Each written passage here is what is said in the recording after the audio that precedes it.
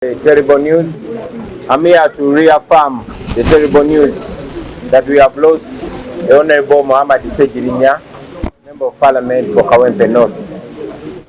Ssegirinya has been and will remain a comrade. We all know the circumstances that led to the chronic illness and final death of Ssegirinya. He endured prison, always complained, but many people used to take it for a joke until they can't take it for a joke no more. Very sadly, we've lost Muhammad Ssegirinya. We condole with the family. The tentative program is that we shall hold a vigil this evening beginning at 4 p.m. at the National Unity Platform headquarters. We shall spend the night there with our brother.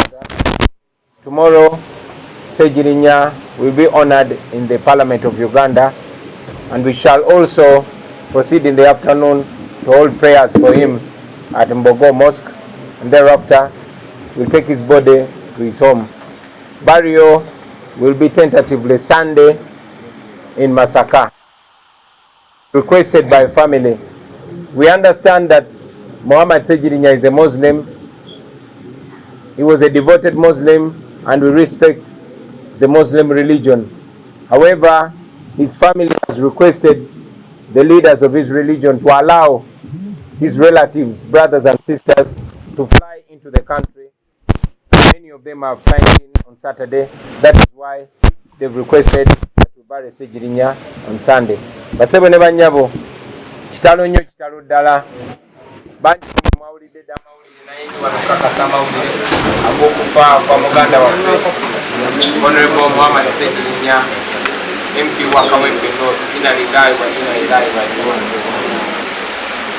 Ssegirinya mwena abasinga mwalaba ebyetoolebwa okukwatibwa kwe, kutulugunyizibwa oluvannyuma okufa kwe.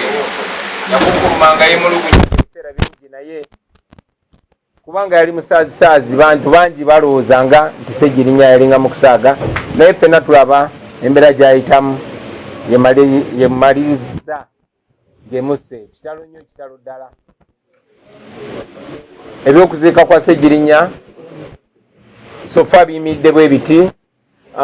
Olwaleero tugenda kuma olumbe era tugenda mukungubagira ku kitebe kyaffe ekya National Unity Platform ayo Makerere Kavule okutandika ne ssaawa 10 enkya ku makya ssaawa 3 agenda kutwalibwa mu Parliament y'eggwanga asibwemu ekitiibwa ng'omubaka wa Parliament.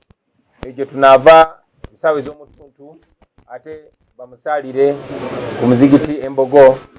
Tunaavaawo tugende mu maka ge kasanga tijanaasula. Tujja kuvaayo tumutwale e Masaka era ng'agenda kuziikibwa ku lunaku olw'Essande e Masaka.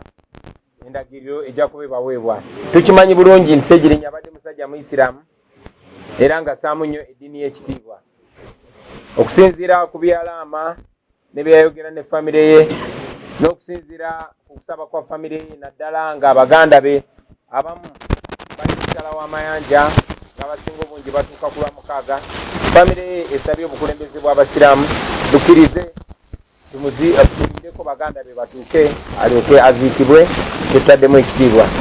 Kitalo nnyo kitalo ddala. Abasebo ne bannyabo, abawagizi ba Ssegirinya, abamwagala, ababadde akiikirira, naffe bakulembeze banne, Omukama tusaba musaasire byonna ebyamusobako, omwoyo gwe agulamuze ekisa. Ebisigadde tunaba tubibategeeza. Inna lillahi wa inna ilaihi raji'un.